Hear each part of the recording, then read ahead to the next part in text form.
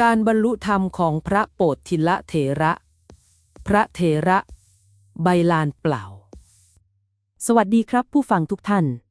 วันนี้จะมานำเสนอเรื่องราวอันน่าประทับใจของพระเถระรูปหนึ่งในสมัยพุทธกาลซึ่งเป็นผู้ที่แตกฉานในพระธรรมคำสอนของพระพุทธเจ้าเป็นอย่างมากแต่กลับไม่สามารถบรรลุธรรมได้จนในที่สุดท่านยอมเปลี่ยนแปลงตัวเองเป็นผู้อ่อนน้อมถ่อมตนและวางอัตตาตัวตนจึงทำให้ท่านบรรลุธรรมได้เรื่องราวนี้คือเรื่องของพระโปธิละเถระภูมิหลังของพระโปธิละเถระเป็นพระภิกษุผู้มีความรู้มากเป็นพระนักวิชาการในสมัยนั้นท่านเชี่ยวชาญพระไตรปิฎกสอนพระภิกษุอื่นๆมามากมายมีลูกศิษย์ถึง500รูปเป็นที่เคารพของชาวบ้านและภิกษุทั้งหลายแต่มีสิ่งหนึ่งที่พระพุทธเจ้าทรงทราบดีคือแม้พระโปธิละจะแตกฉานในธรรมแต่ท่านยังไม่บรรลุธรรมขั้นใดเลยยังเป็นเพียงพระนักพูดยังไม่มีการปฏิบัติภายในจิตใจเลยคำเตือนจากพระพุทธเจ้าพระพุทธเจ้าจึงตรัสเรียกท่านว่าโปธิละหมายถึงเป็นเหมือนคัมภีร์ใบลานเปล่าท่านได้ฟังแล้วก็สะเทือนใจมากเพราะรู้ดีว่าพระพุทธเจ้าพูดจริงไม่ได้ตำหนิเพื่อดูหมิ่นแต่เพื่อกระตุ้นให้ท่านหันกลับมาปฏิบัติจริงคำว่าใบลานเปล่านี้เป็นสิ่งที่กระทบใจท่านอย่างแรงเป็นจุดเปลี่ยนให้ท่านเริ่มหันมาพิจารณาตัวเองและตัดสินใจว่าจะต้องปฏิบัติให้เข้าถึงแก่นธรรมไม่ใช่แค่พูดหรือสอนเท่านั้นการออกแสวงหาครูพระโปธิละ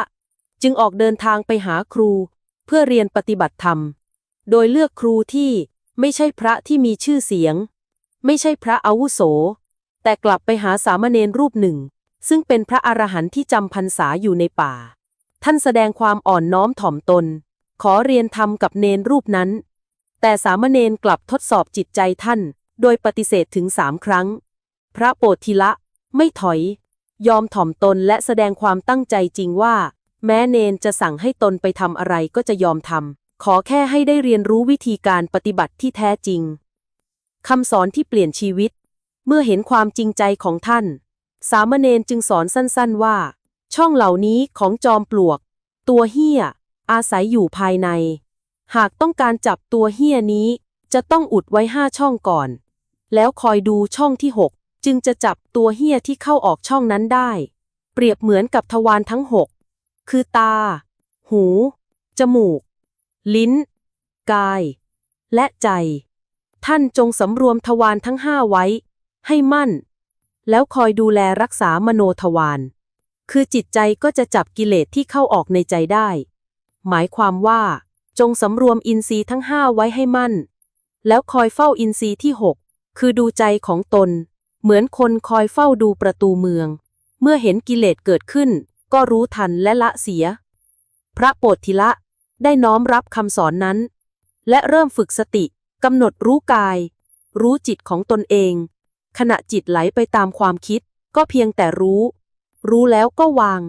ไม่ต่อความคิดไม่ยื้อไม่ดึงเพียงแค่เห็นจิตเคลื่อนไหวโดยไม่เข้าไปเป็นเจ้าของความคิดนั้น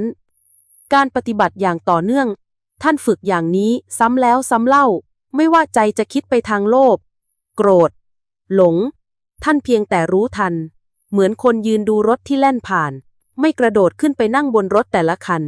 สุดท้ายจิตก็เริ่มสงบกิเลสค่อยๆเบาบางลงเพราะท่านไม่ให้อาหารมันอีกต่อไปในที่สุดท่านก็สามารถบรรลุธรรมได้เป็นพระอรหันต์ด้วยวิธีการปฏิบัติอย่างเรียบง่ายแต่จริงจังข้อคิดสำหรับเราทุกคนเรื่องของพระโปธิละเถระเป็นตัวอย่างที่ดีมากสำหรับผู้ปฏิบัติธรรมในยุคนี้คือ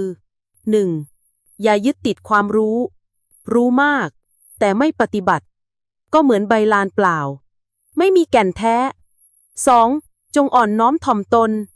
แม้จะอาวุโสมากเพียงใดถ้ายังไม่หลุดพ้นก็ต้องมีครูมีผู้เตือน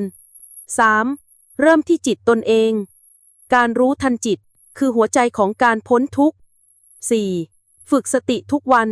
เพียงรู้ว่าตอนนี้คิดอยู่ก็เป็นจุดเริ่มต้นของการเห็นธรรมแล้วสรุปท้ายคลิปเรื่องของพระโปธิละเถระสอนให้เราเห็นว่า ความรู้ไม่ใช่ที่สุดของธรรม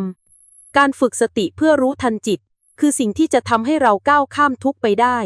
ไม่ว่าท่านจะเป็นใครก็ตามขอเพียงเริ่มต้นด้วยความตั้งใจจริงย่อมมีหนทางสู่ความพ้นทุกข์เสมอขออนุโมทนากับทุกท่านที่ตั้งใจฟังขอให้ใช้เรื่องราวนี้เป็นแรงบันดาลใจในการเจริญสติรู้ทันจิตและเข้าถึงธรรมแท้ในตนเองสาธุ